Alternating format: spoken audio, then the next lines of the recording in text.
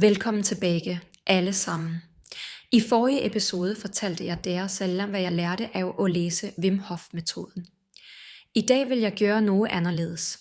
Jeg vil vise dere, hvordan jeg konkret har anvendt disse lærdommene i hverdagen min, med eksempler, som jeg håber kan være nyttige uanset alder eller situation. Lad os begynde fra starten med kalde duscher. Jeg ved, hvad dere tænker. Let os sige, men hvordan gør man det egentlig? Lad mig fortælle, hvordan jeg begyndte. Den første dagen tog jeg min vanlige varme dusche, vaskede mig i ro og mak, og først helt til slut, da jeg skulle til at gå ud, vred jeg kranen over på kaldt. Ikke helt, bare lidt. Og jeg blev stående der i 30 sekunder. Jeg kan forsikre dere om, at de 30 sekunderne føltes vældig lange. Kroppen min ville flygte, pusten blev kort, tankene skræk, men jeg blev stående. Dagen efter gjorde jeg det samme, og dagen efter det igen. Nøglen var at ikke kræve for mye af mig selv i begyndelsen. Hvis jeg en dag ikke klarede 30 sekunder, tog jeg 20. Det vigtige var at ikke hoppe over øvelsen. Efter 2 uger skete det noget. Kulden føltes ikke længere som en fiende. Tvært imod, når jeg kom ud af duschen, kendte jeg en energi, jeg ikke havde kendt før. En veninde spurgte om jeg havde byttet ansigtskram, fordi hun syntes jeg så mere strålende ud. Det var ikke krammen, det var blodet, som endelig cirkulerede som det skulle. Et praktisk tips. Hvis dere har tenåringsbarn, som driver med idræt, prøv at præsentere dette som en udfordring for dem. Unge mennesker responderer ofte godt, når noget bliver fremstillet som en test på mod. Nevøen min begyndte på et væddemål med vennerne sine, og nu er det han, som spørger mig, hvordan det går med øvelsen min. Lad os gå videre til pusteøvelsene. Her må jeg være ærlig. I begyndelsen skønte jeg ikke helt, hvad jeg skulle gøre. Så fandt jeg min egen rytme. Hver morgen, før jeg står op af sengen, eller ret efter, at jeg har sat mig i en behagelig stol, gør jeg 3 pusterunder. Jeg puster dybt ind gennem næsen, fylder først magen og deretter brystet, og så slipper jeg luften ud gennem munden uden at presse. Dette gør jeg 30 gange på rad i et ganske jævnt tempo. Efter det sidste pustet blåser jeg ud al luften og bliver siddende slik, uden at puste, til kroppen fortæller mig, at den trænger luft. De første gangene holdt jeg kanskje 40 sekunder. Nå kommer jeg let op i 2 minutter, nogle gange endnu mere. I denne pausen uden luft sker det noget interessant. Tankene tømmes. Ikke fordi jeg bestemmer det, men fordi kroppen kræver al min opmærksomhed. Tanker om job, regninger som skal betales, krangler fra dagen før forsvinder ret og slet. Når jeg begynder at puste igen, tager jeg et dybt indpust og holder det i omtrent 15 sekunder. Dette fuldfører 1 runde. Jeg gør 3 runder, og så begynder dagen. Lad mig give jer et konkret eksempel på, hvordan dette har hjulpet mig. For nogle måneder siden skulle jeg gennem et vigtigt interview. Kvelden før var jeg ekstremt urolig og klarede ikke at sove. Om morgenen vågnede jeg med hjertet som banket hardt og hovedet fuldt af katastrofescenarier. Jeg gjorde mine 3 pusterunder, og noget forandrede sig. Jeg havde ikke pludselig blivet selvsikker, men uroen havde forvandlet sig til noget håndterbart. I interviewet var jeg til stede og klartænkt. Jeg ved ikke, om det var på grund af pusteøvelserne, men jeg ved, at det tillod mig at komme dit i bedst mulig tilstand. Denne metoden fungerer også for unge mennesker før en eksamen eller en idrætskonkurrence. Den fungerer for de, som må snakke offentligt. Den fungerer, når du netop har kranglet med nogen og kender, at blodet koger i årene. Det er ikke magi, det er ret og slet en måde at fortælle nervesystemet dit, at det skal ro sig ned. Lad os nu snakke om det aspektet, som kanskje er vanskeligst at forklare, den mentale indstillingen. Bogen snakker om visualisering, forberedelse og tillid til processen. Men hvad betyder det i praksis? Lad mig give et eksempel. Før jeg går ind i den kalde duschen, stopper jeg et øjeblik. Jeg lukker øjnene og forestiller mig vandet, som træffer mig. Jeg prøver ikke at overbevise mig selv om, at det bliver behageligt, for det er det ikke, i hvert fald ikke i begyndelsen. I stedet siger jeg til mig selv, at kroppen min ved, hvordan den skal håndtere denne situationen. Jeg tager nogle dybe pust, og så går jeg ind. Denne lille forberedelse, som tager kanskje 20 sekunder, udgør en enorm forskel.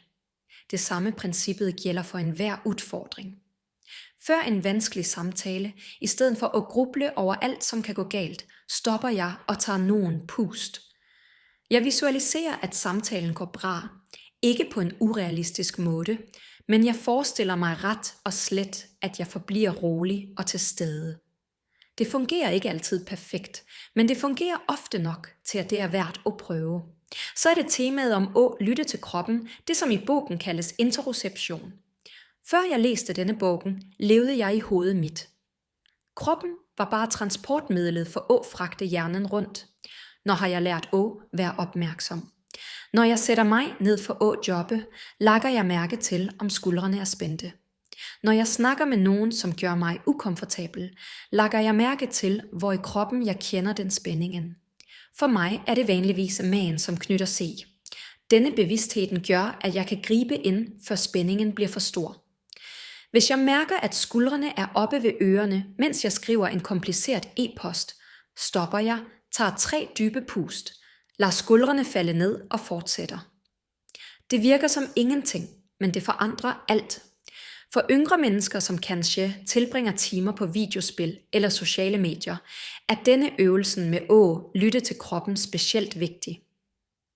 Prøv at stoppe indimellem og spørge dig selv, hvordan har kroppen min det akkurat nu? Er jeg sulten? Er jeg tørst? Gør nakken vondt? Er jeg slitten? Disse enkle spørgsmålene skaber en forbindelse, som mange af os har mistet. Jeg vil også snakke med jer om begrænsningerne, vi tror, vi har. Før jeg begyndte med denne øvelsen, var jeg overbevist om, at jeg var en frysen person. Det var en del af identiteten min. Jeg er hun, som altid fryser, som pakker sig ind, selv i august, som hater vinteren. Efter nogle måneder med kalde duscher, måtte jeg revurdere denne overbevisningen. Jeg var ikke naturlig frysen. Jeg var ret og slet ikke trænet for kolde. Kroppen min havde glemt, hvordan den skulle håndtere det, fordi jeg aldrig havde bedt den om det. Dette fik mig til at reflektere over, hvor mange andre ting jeg tager for givet om mig selv. Er jeg virkelig ude af stand til at snakke offentligt, eller har jeg bare aldrig øvet nok? Er jeg virkelig en ængstelig person, eller har jeg bare lært at reagere slik og kan lære at reagere anderledes? Metoden giver ikke svar på disse spørgsmålene, men den sætter dig i stand til at stille dem. Et sidste praktisk point handler om regelmæssighed. Du trænger ikke lange eller ekstreme øgter. 5 minutter hver dag er bedre end en time 1 gang i ugen. Kroppen og sindet trænger gentagelse for at ændre sig. Jeg begyndte i det små og øgte gradvis. Jeg pressede aldrig. Jeg skadede mig aldrig. Kulden skal være en allieret, ikke en fiende, som skal besejres. Hvis der vurderer at prøve dette, er mit råd at begynde i morgen tidlig. Ikke næste uge, ikke når der har mere tid. I morgen. Tag den vanlige duschen deres, og til slut i 30 sekunder skru vandet over på kaldt. Pust, vær til stede, og gå ud og lag mærke til, hvordan der føler der. Jeg lover ikke, at det vil forandre livet deres på en uge, men jeg lover, at hvis der fortsætter i 1 måned, vil noget være anderledes. Kanskje sover der bedre. Kanskje føler der mere energiske. Kanskje opdager der, at der er i stand til ting, der troede var umulige. Jeg vil også fortælle der, hvordan denne metoden har hjulpet mig i de vanskeligste perioderne.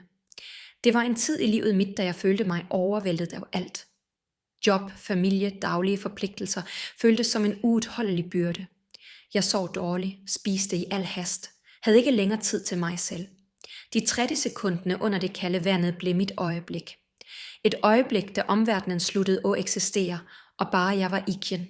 Kroppen min, pusten min. Det var som at trykke på en tilbagestillingsknap hver morgen. Jeg har også lagt mærke til ændringer i, hvordan jeg håndterer små daglige frustrationer. Trafik, køer, forsinkelser, uhøflige mennesker. Før reagerede jeg med irritation, kendte sindet stige. Når jeg lægger mærke til den følelsen, tager jeg nogen dybe pust og lader den passe. Jeg klarer det ikke altid, for at være ærlig, men jeg klarer det mye oftere end før. For de, som driver med idræt, kan denne metoden være en værdifuld allieret. En ven af mig, som løber maraton, begyndte at gøre pusteøvelserne før løb. Og han fortalte mig, at han håndterer udmattelsesmomenterne mye bedre. Ikke fordi han ikke længere kender udmattelsen, men fordi han har lært at ikke blive overvældet af frygten for at ikke klare det. Og hvis der vil gå dybere ind i dette, anbefaler jeg virkelig at læse hele bogen. Det jeg har delt med der i disse 2 episoderne, er bare en del af det, den indeholder. Det er historier, videnskabelige forklaringer, detaljerede protokoller, som jeg ikke kunne inkludere. Men frem for alt vil der ved at læse den finde deres personlige motivation. Den, som vil drive der til at fortsætte selv, når alarmen ringer tidligt, og tanken på en kaldt duoshetje virker absurd. Også denne episodens rejse går mod slutten. Det er ikke en afslutning, men bare et stop, som markerer nok en etape på vores rejse mod indre forbedring.